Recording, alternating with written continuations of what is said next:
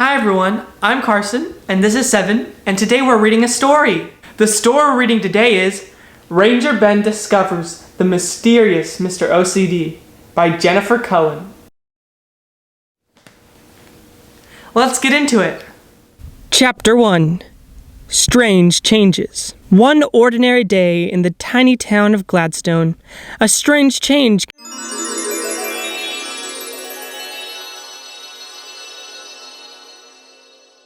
came over a few of the town's children. William Washwell once loved playing outside in the dirt and eating cold treats on hot days. He never worried about grass stains on his pants or ice cream melting all over his fingers. Now, whenever he gets dirty or sticky, the feeling really bothers him. So he repeatedly changes his clothes and washes his hands.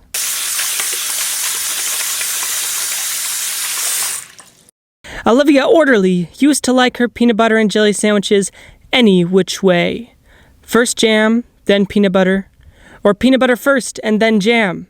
Now she gets upset if her PBJs are not put together in a particular order.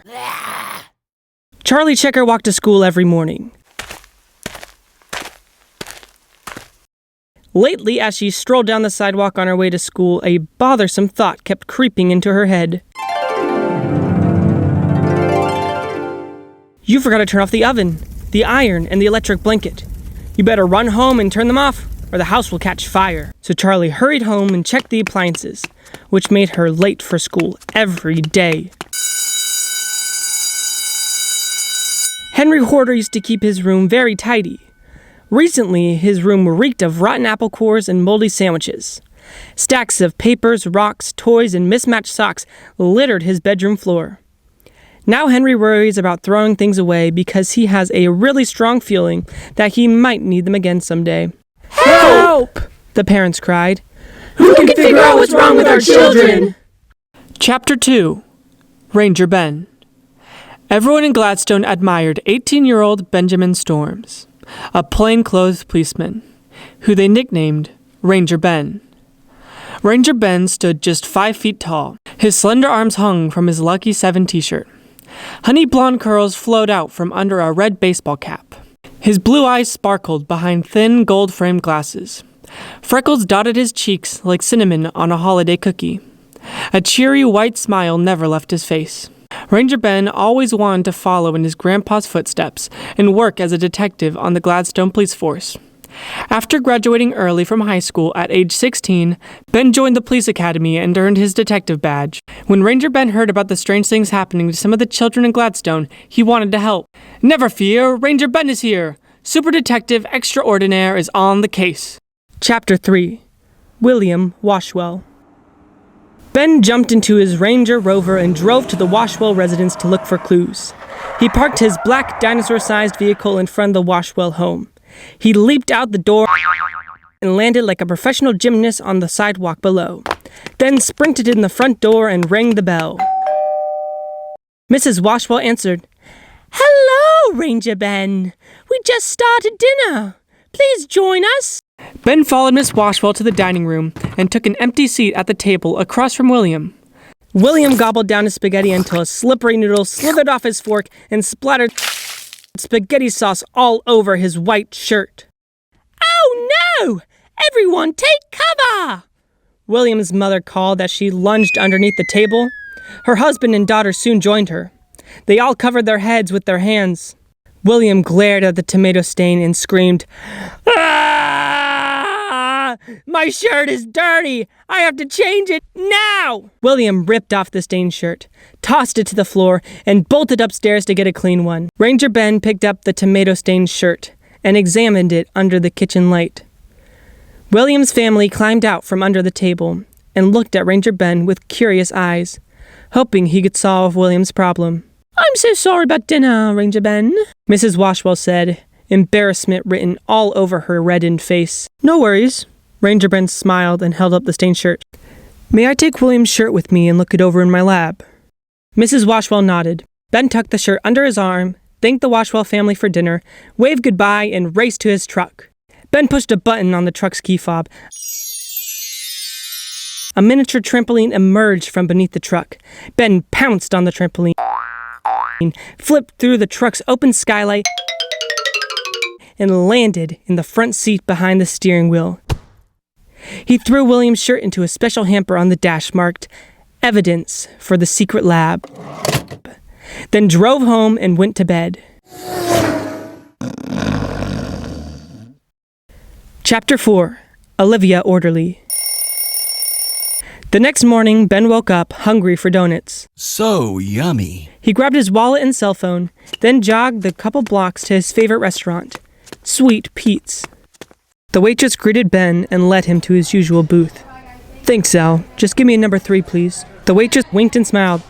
"I'll have it right out for you, Ben." Ben sat in his booth, thinking about what had happened at William's house the night before.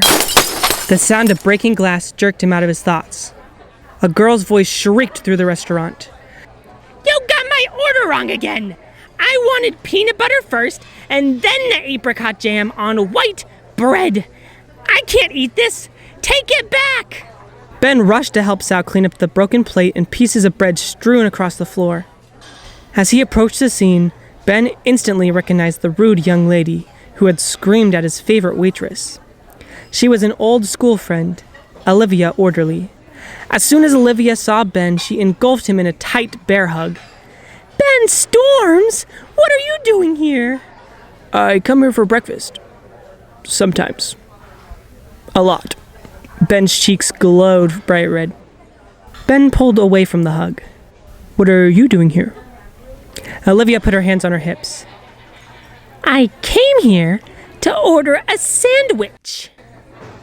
Ben stroked his forehead with his fingertips.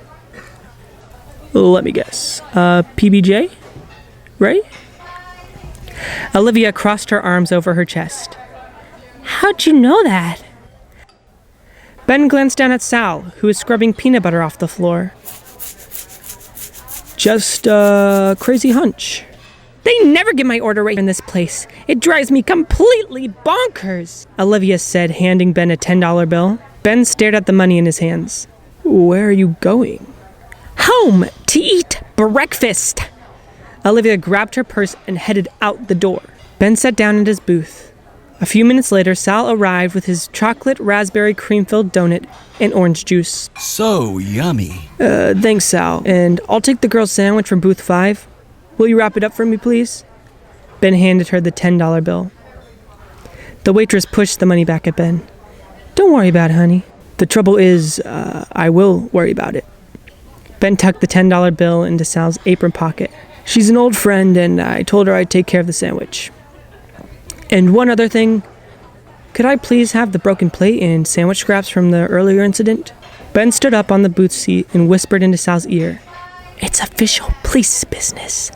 Sal nodded, walked to the back of the restaurant, and returned with 2 brown paper bags. Ben paid his bill and headed home with the bags. Chapter 5. Charlie Checker.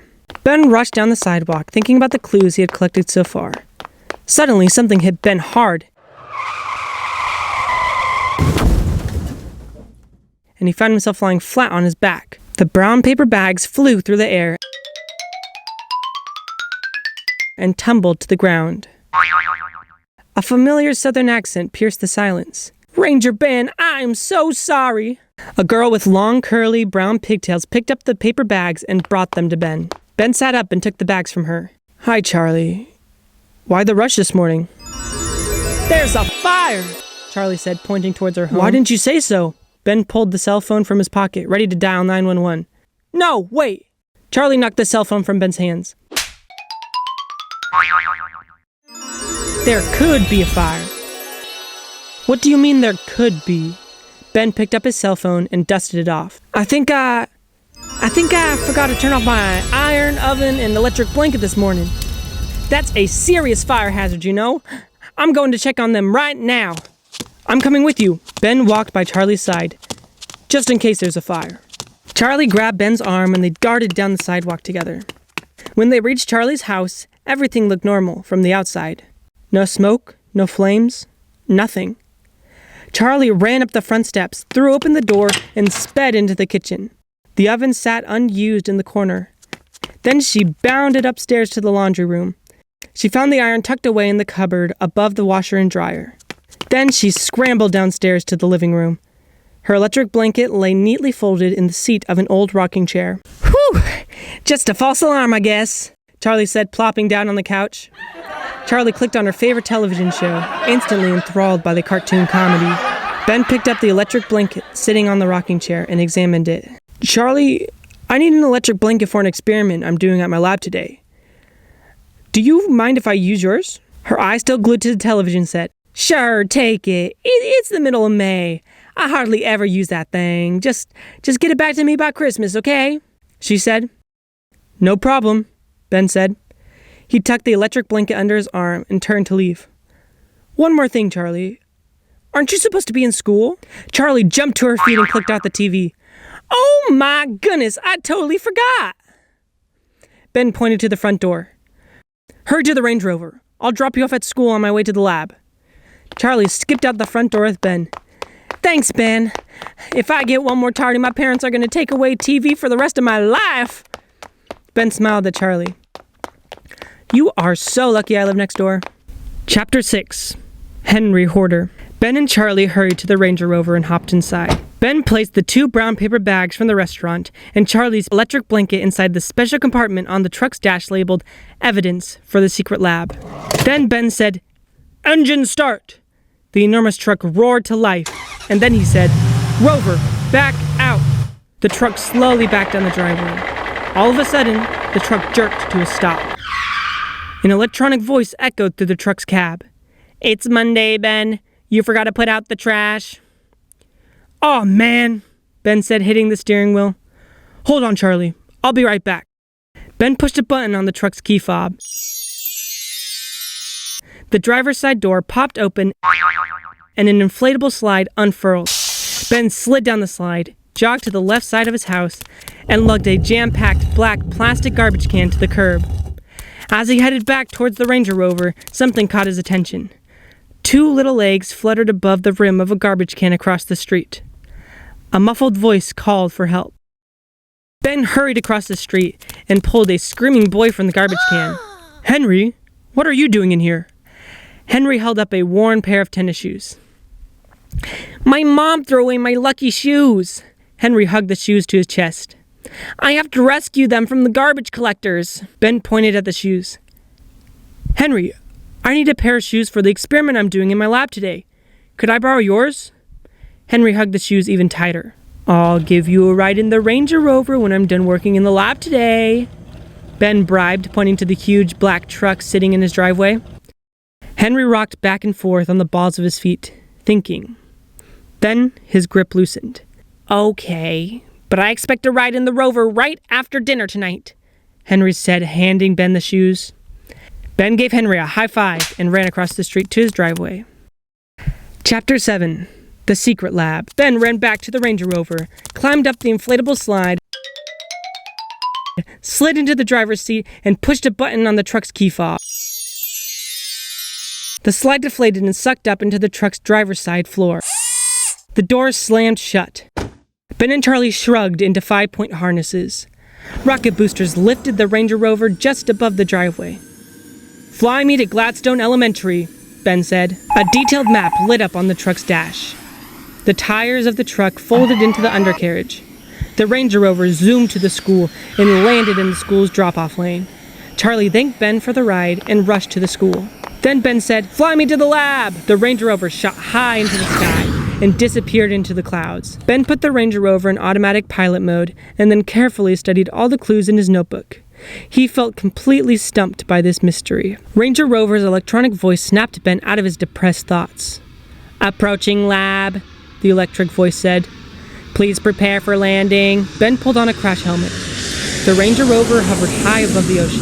Suddenly, the truck's engine stopped, and the huge truck fell through the sky like a 500-pound bowling ball until it slammed into the ocean's surface. Kersplash! The Ranger Rover drifted down through the water like a snowflake in the sky until it hit the ocean's floor with a thud. The Rover's wheels popped out, and the vehicle cruised along the sandy terrain until it reached a gigantic black mountain. Ben pulled a remote control from the dashboard, entered a secret code, pointed the remote at the mountain, and then pushed a button. The mountainside yawned open.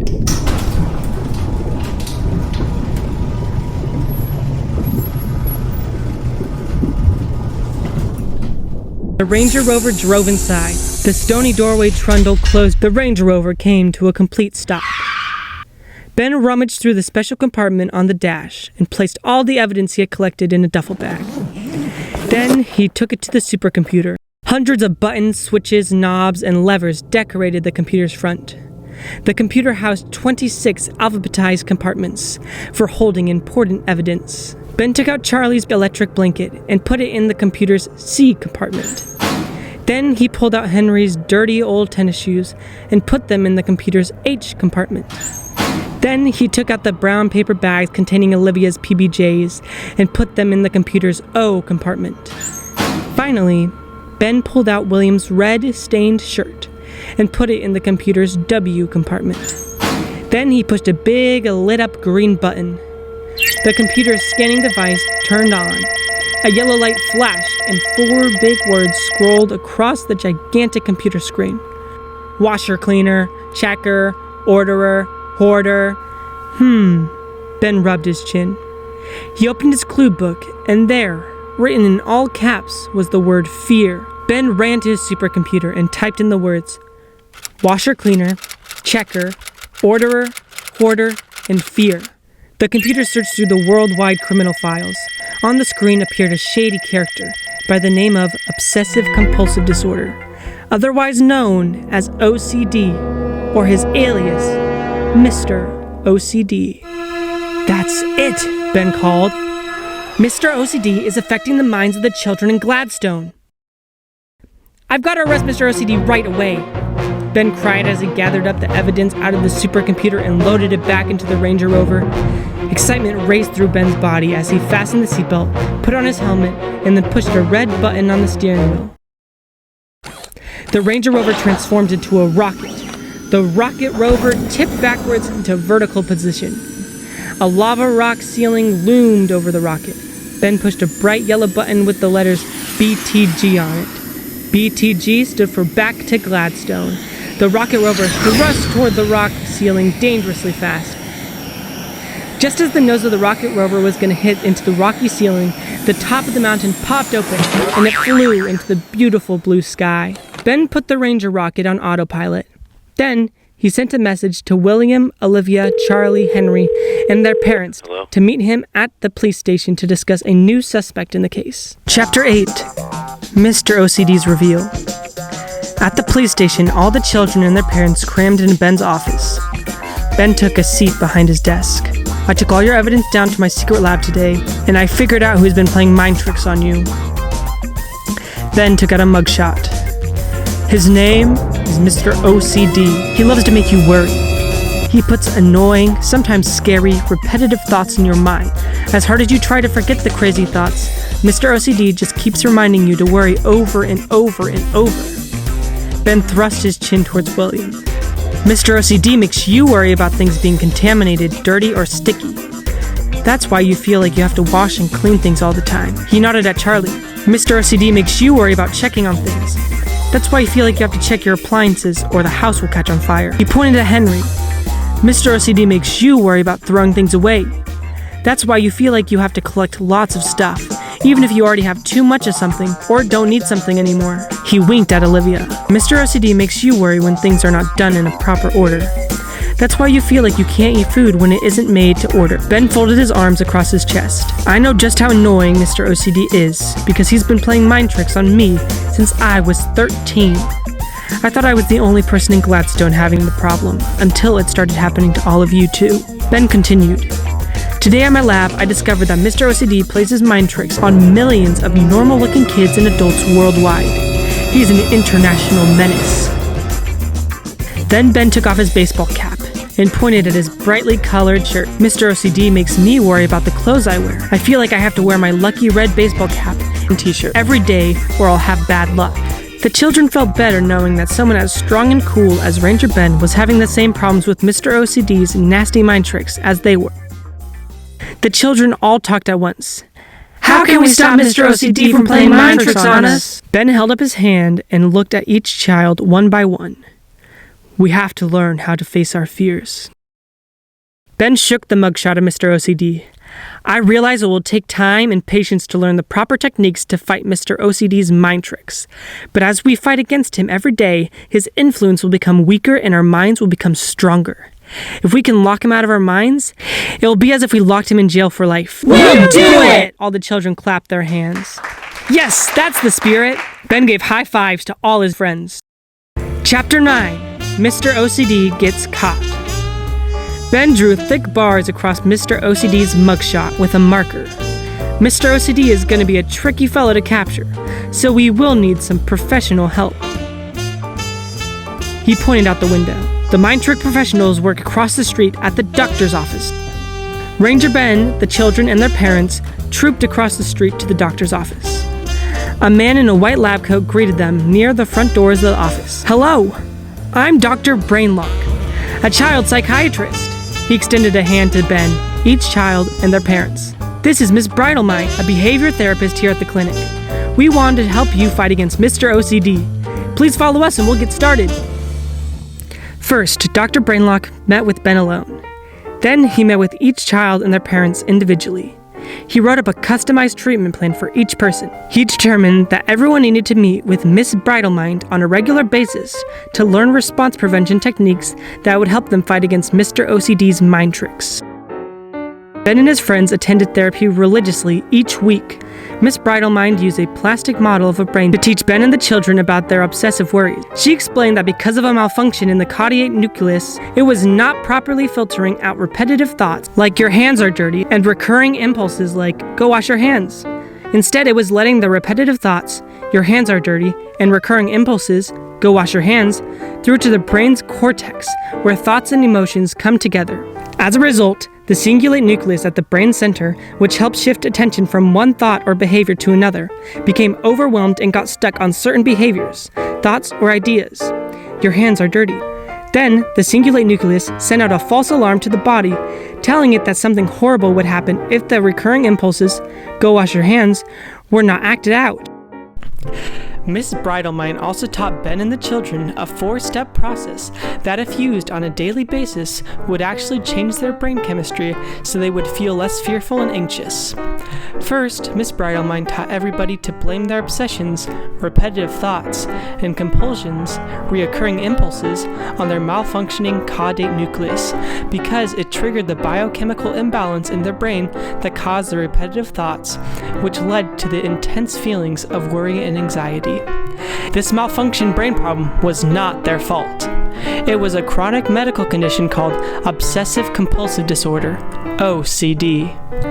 Ben and the children learned to say, "It's not me, it's Mr. OCD," whenever they had repetitive thoughts that made them feel extremely anxious.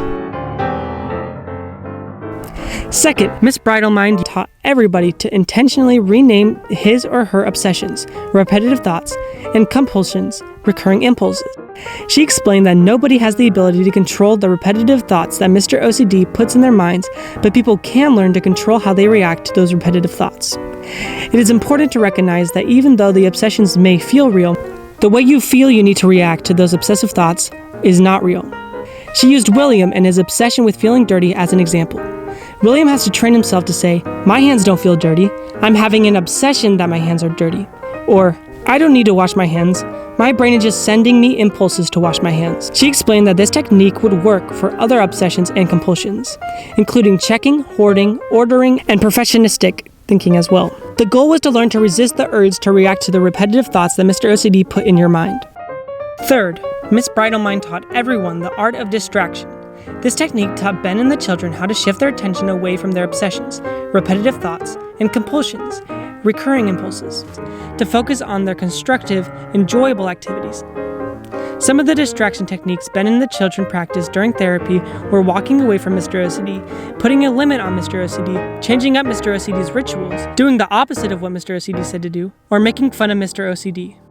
Miss Bridlemind explained that blaming and renaming steps, when used in tandem with the distraction step, work together as a powerful trio to fight off Mr. OCD's mind tricks.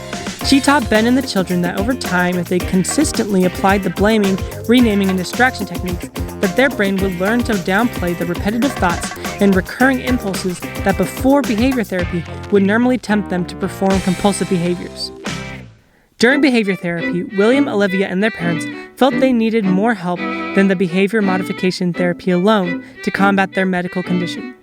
Dr. Brainlock prescribed antidepressant medication that helped give them the extra strength they needed to fight against Mr. OCD. Ben and the children put in months of hard work identifying Mr. OCD's mind tricks and applying the effective mind control tricks that Miss Bridlemind taught them. Eventually, their hard work paid off because they became experts at counteracting Mr. OCD's evil mind trick powers. Chapter 10. Mr. OCD Goes to Jail. Ben called the children's parents and told them about his plan to lock Mr. OCD in jail. Later that day, the children and their parents squished into Ben's office once again. A big red banner hung over Ben's desk that was loaded with all kinds of tasty treats. The room was flooded with excitement, smiles, and happy voices. Ben clapped his hands to get everyone's attention. I have an announcement! First of all, I would like to congratulate everyone for working so hard to capture Mr. OCD. Second of all, before we get into all the paperwork, I want to celebrate this glorious day with some fun and food. But I'll need help from all the children. Pick me! Charlie begged with her cheerful blue eyes. Me, please pick me! Henry pushed up on his tiptoes as his hand repetitively bobbed up and down through the air. Me first! William held his hand up to his chest in a praying position. Olivia didn't talk.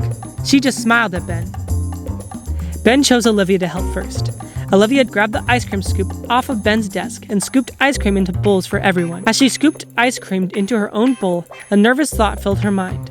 Put a scoop of chocolate, then vanilla, and finally strawberry, or your sundae won't taste quite right. She recognized right away that Mr. OCD was trying to crash the party by putting obsessive thoughts into her mind, so she did the opposite of what Mr. OCD was telling her to do. She put 2 scoops of strawberry first, then a big chocolate scoop, and no vanilla. William, I need you to help me next, Ben said, handing him a brown plastic bottle of chocolate syrup. As William drizzled chocolate sauce onto the sundaes, some spilled all over his clean shirt. Instantly, William felt antsy and thought, I've got to change my dirty shirt right now. He recognized right away that Mr. OCD was trying to crash the party by putting obsessive thoughts into his mind. So, instead of having a tantrum and running out of the room to change his shirt, he asked Ben for a washcloth, cleaned himself up, and told himself that he would change his shirt in a few minutes. As William kept delaying his reaction to his anxious thoughts and feelings, they weakened. William felt strong. He was happy that he was able to finish out the party with his friends. Then Ben handed Charlie 2 bags of microwavable popcorn. Please pop this and serve it to all the guests. Charlie took the bag of popcorn, carefully read the instructions, and put the bags in the microwave to cook. As the sweet, salty smell of kettle corn filled the room, Charlie panicked and thought, you probably read the instructions wrong, and now you're going to burn the popcorn, or even worse, start the microwave on fire. You better go check on the popcorn so it doesn't burn and start a fire. Charlie recognized right away that Mr. OCD was trying to crash the party by putting obsessive thoughts into her mind. Instead of checking on the popcorn, Charlie walked down the hallway to the water fountain and got a drink. When she came back, the popcorn had finished popping without a problem. She served the perfectly popped popcorn to all her friends and their parents. After everyone finished eating, Ben asked Henry to help clean up. Just throw away all the leftovers.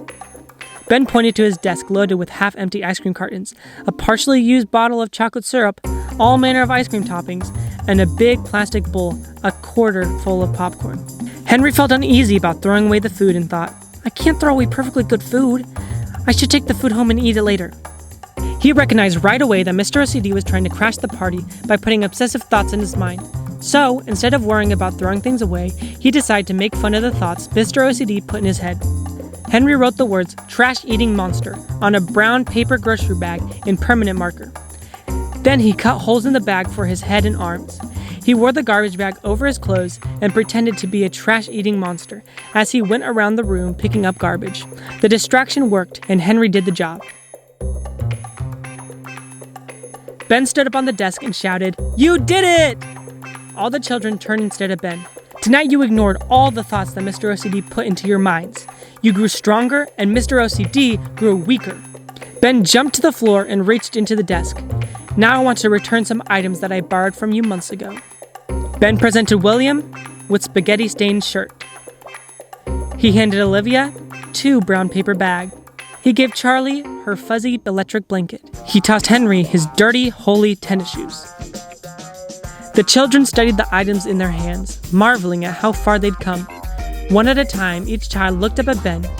Every child was thinking the same question.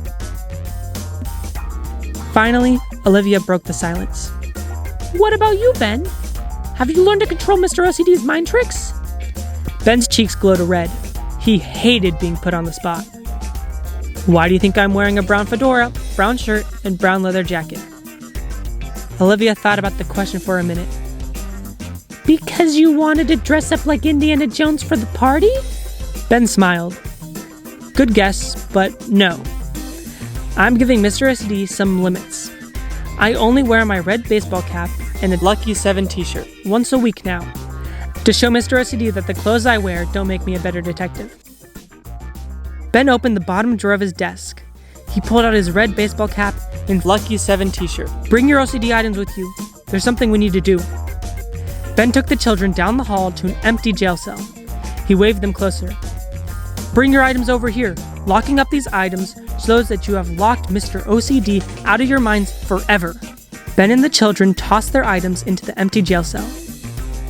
Ben slammed the prison door and locked it. Goodbye, Mr. OCD. I deem you forever banished from Gladstone. Gladstone was finally back to normal. Ben and the children hoped it would stay that way for a very long time.